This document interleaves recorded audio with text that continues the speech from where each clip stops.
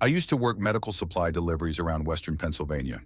Nothing glamorous, just long drives, invoices, hospital docks that smelled like bleach, and coffee so burnt it tasted metallic. Most weeks I stayed in cheap roadside motels because the company reimbursed anything under $90 a night. This happened in late November of 2021. Cold rain season. The kind where every parking lot reflects neon signs and headlights like oil on water. I'd been driving for almost 7 hours after dropping surgical equipment at a small hospital outside Altoona. My windshield wipers had been squeaking for the last 2 hours, and I remember my shoulders hurting from gripping the steering wheel too long. Around 11:40 p.m., I got off Route 30 because I was exhausted. That's when I saw the motel. The sign only had half its letters working. Cedar Pines Motel. Except the P flickered on and off, so from the road it looked like Cedar Nest Motel. It sat back from the highway behind a gas station and a dead-looking diner with plastic over the windows. The parking lot was almost empty, just a red pickup truck near the ice machine and an older gray sedan backed into a corner space. I almost kept driving. Something about the place felt asleep. Not abandoned exactly, just still, like everyone inside was holding their breath. But rain was coming down hard and I was too tired to care, so I parked. The office smelled like mildew and cigarette smoke trapped in carpet for 20 years. An old woman sat behind the counter, watching a tiny TV mounted in the corner. Some black and white Western played silently while captions rolled underneath. She barely looked at me. "You need one night?" she asked. Her voice sounded rough, like she'd been sick recently. "Yeah." She slid a clipboard toward me. I noticed there were only 3 keys hanging on the board behind her. That stuck with me for some reason. I signed the form while water dripped off my jacket onto the floor. Then I heard it, a loud bang somewhere above us. Not a gunshot, more like something heavy hitting a wall upstairs. The old woman didn't react at all, just kept staring at the television. "You got people above me?" I asked casually. "No upstairs rooms," she said immediately. I remember pausing, because I'd clearly heard something overhead. Then she handed me the key. "Room 217. Don't open your curtains tonight," she said. Just like that. Flat. Like she was reminding me not to forget toothpaste. I laughed a little because I thought she was joking. She didn't laugh back. Outside, the rain had somehow gotten worse. I parked directly in front of my room and grabbed my overnight bag. The motel itself was shaped like an L. My room sat near the far end, facing woods behind the property. Tall trees, no lights back there, just darkness. The room was exactly what you'd expect. Faded floral blankets, buzzing yellow lamp, tiny TV bolted to a dresser. The heater rattled every 30 seconds like loose screws inside it. I locked the door, dropped my bag, and immediately noticed something strange. The curtains were already pinned shut with clothespins. Actual wooden clothespins. 3 of them. I stood there for a second staring at them. That old woman's comment came back to me. "Don't open your curtains tonight." I remember thinking maybe people peeked into rooms around here. Maybe drug activity, maybe theft. Small towns off highways sometimes got weird. So honestly, I ignored it. I ordered takeout from a pizza place 15 minutes away and sat on the bed watching cable until close to 1 a.m. That's when the noises started. At first it sounded like tires crunching slowly over gravel outside, then a car door shutting, then silence. I figured another guest had arrived, but after about 5 minutes I realized I hadn't seen headlights past my curtains. No engine either, just the sound. Crunch, door, silence. Then came footsteps, slow ones, directly outside my room, not passing by, stopping. I looked toward the door. The shadow underneath it stayed dark, no movement. Then, 3 knocks, not loud, very controlled. I waited.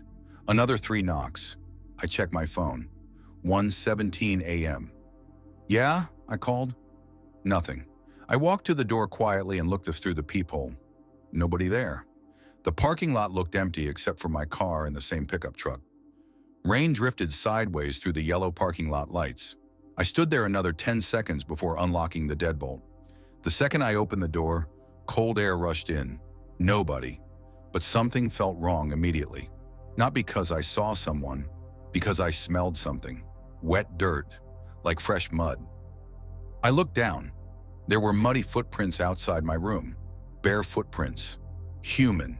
They led toward the room beside mine. I stared at them for a second too long, because room 214 looked strange.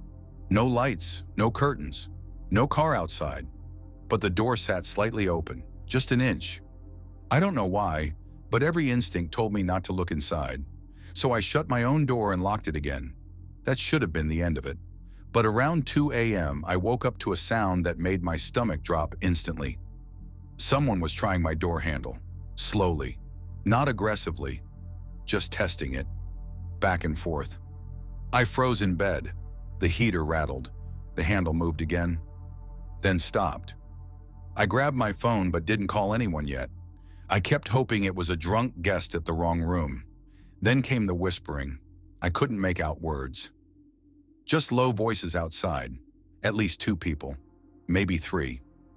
Then I heard one sentence clearly. He opened it earlier. My chest tightened immediately, because they were talking about me. The whispering stopped. Silence again, then footsteps moving away. I stayed awake for probably another hour before exhaustion finally knocked me out. At 4:36 a.m., I woke suddenly. No sound this time, just instinct. You ever wake up and immediately know something changed? That feeling. The room looked darker. I sat up slowly and saw the curtains. One clothespin had been removed. There was now a small gap in the curtain facing the parking lot. I know for a fact I never touched them. I got up carefully and looked through the opening. At first I saw nothing. Then I noticed a person standing near the ice machine, completely still, too far away to identify, just a dark figure under weak yellow light. I remember staring, waiting for them to move. Then they slowly raised one arm and pointed directly at my room. Not waved, pointed. A second later, another figure stepped out from behind the gray sedan. Then another. 3 people total, all standing still, watching my room. I backed away from the window immediately. My hands had started shaking hard. Every scary possibility hit me at once. Robbery, trafficking, some setup. I didn't know, but I knew I wasn't staying there until morning. I threw my stuff into my bag as quietly as possible. Didn't even change clothes. Then I killed the room lights and waited by the door listening. Nothing outside, no footsteps, no voices. I counted to 60 and unlocked the door slowly. The parking lot looked empty again. Ice machine, gray sedan, rain, nobody there.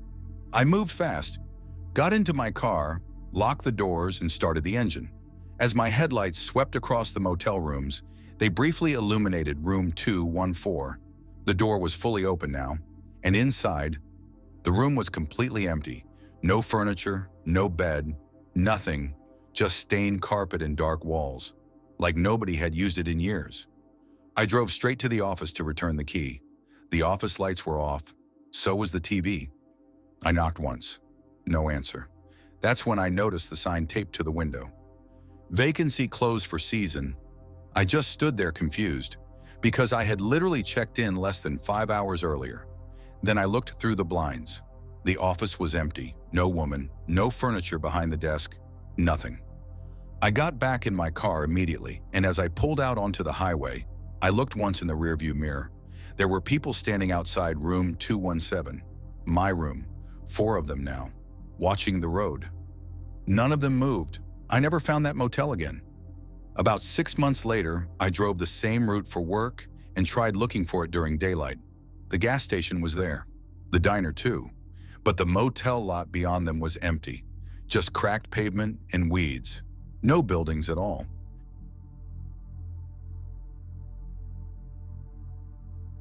Back in January of 2023, I spent 3 weeks doing overnight maintenance work for a hospital network in northern Arizona.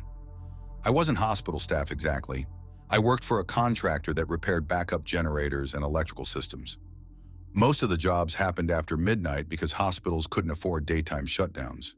The hours destroyed my sleep schedule. I'd leave work at sunrise feeling disconnected from reality, like my brain was running half a second behind everything else. The motel I stayed at sat outside Flagstaff near an old 2-lane highway, surrounded by snow-covered fields and scattered pine trees. It wasn't the kind of place tourists booked unless every decent hotel in town was full. The sign out front read, "Sunset Motor Lodge," only there was no sunset, just dirty snowbanks piled along the parking lot and a sky that stayed gray for days. The motel had 2 long rows of rooms facing each other with a narrow parking lane between them. In the center sat an old ice machine under a metal awning. That thing became the one object I hated most in the world. The first night there felt normal, cold, quiet. The heater inside my room smelled dusty when it kicked on, and the shower only got lukewarm. But I'd stayed in worse places. I was in room 8, second floor, corner unit. From my window, I could see the highway maybe 200 yards away through the trees. Every few minutes, headlights drifted silently past in the distance. At around 2 p.m., before sleeping for my night shift, I noticed something strange. The motel curtains across from me twitched. Not dramatically, just enough to tell someone had been watching me unload my truck. I remember seeing fingers pull the curtain shut. Could have been anybody. But later that night, coming back from work around 5:30 a.m., I noticed the room directly opposite mine was empty.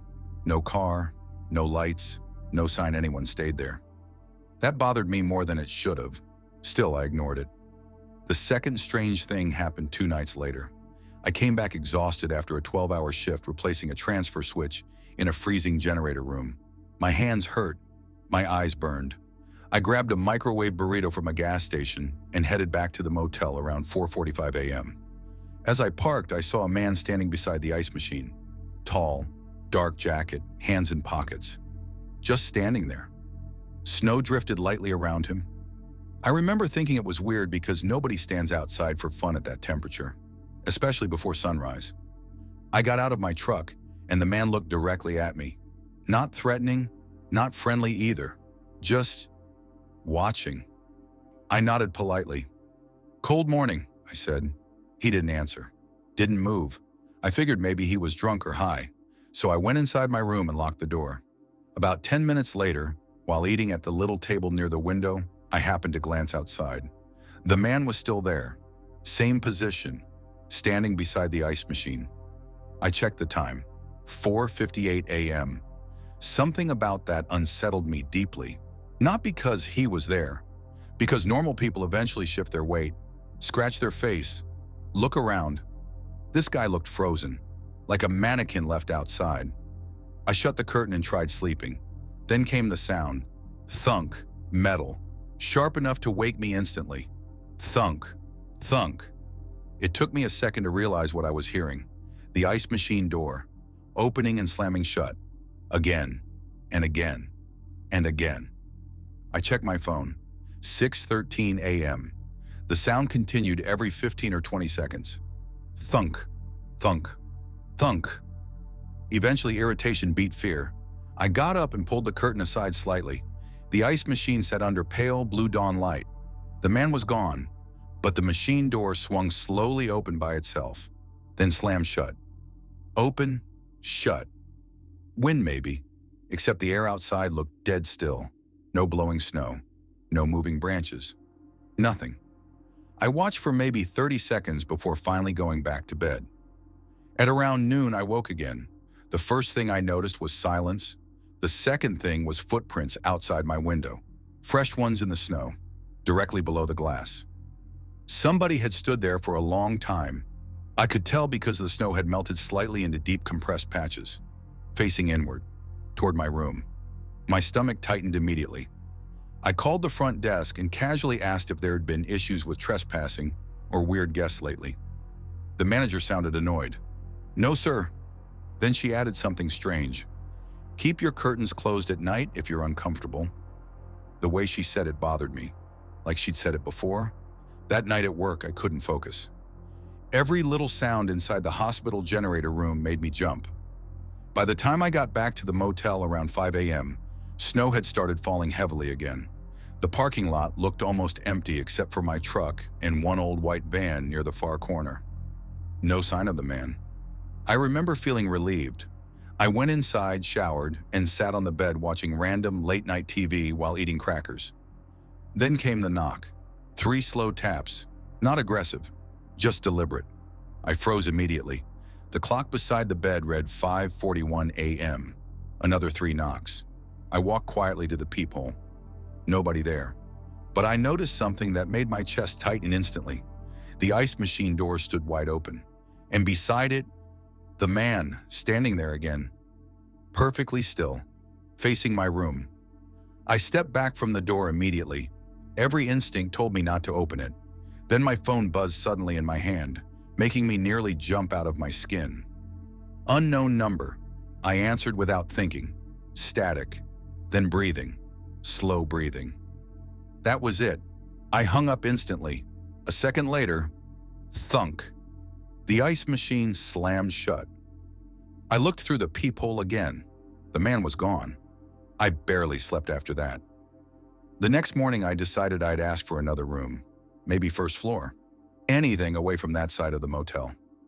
When I walked into the office around noon, the manager looked exhausted. Heavy eye bags, nervous energy. Before I could even speak, she asked, "You in room 8? "Yeah." She went quiet for a second. Then she leaned closer.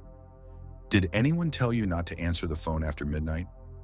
I actually laughed a little because I thought she was joking. She wasn't. "What?" "The room phone," she said. "If it rings late, don't answer it." I stared at her. "I got a call on my cell." That visibly bothered her. She glanced toward the parking lot windows before lowering her voice. "You should probably leave." No explanation, nothing else, just that. I packed that evening before work. Figured I'd finish my last 2 shifts from a hotel in town instead. But that final night, something happened I still can't explain. I returned to the motel one last time around 4 a.m. to grab tools I'd left charging inside the room. Snowstorm outside, no other cars visible. The motel looked dead. I parked near the stairs and noticed immediately that the ice machine door was hanging open again. I remember staring at it while snow blew sideways through the parking lot lights.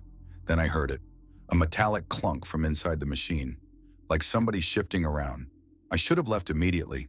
Instead, I walked closer, slowly, my boots crunching through snow. The open ice machine looked pitch black inside, way too dark.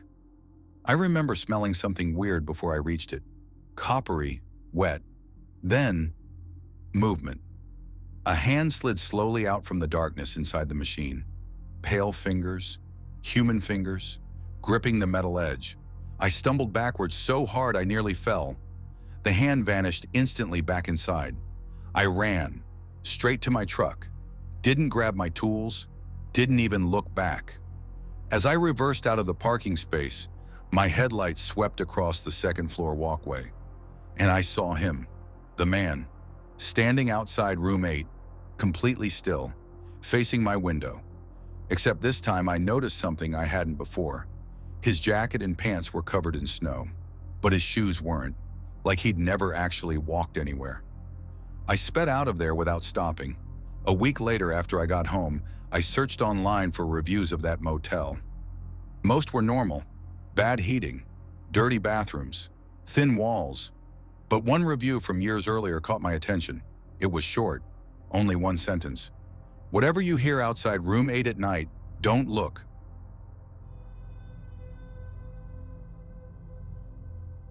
The creepiest thing that ever happened to me didn't happen deep in the woods or on some abandoned road.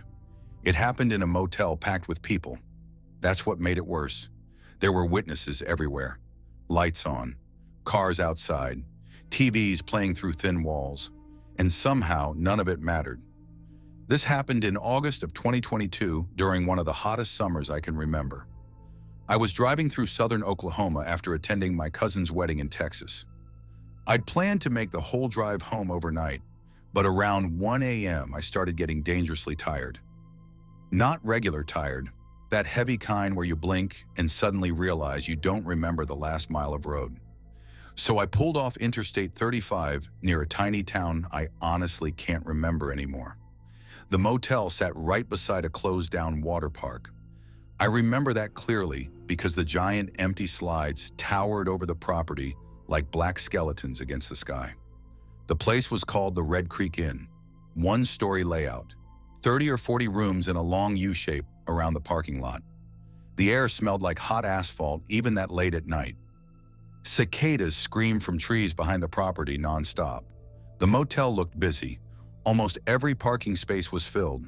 Pickup trucks, family SUVs, a moving van, even a charter bus parked near the back fence.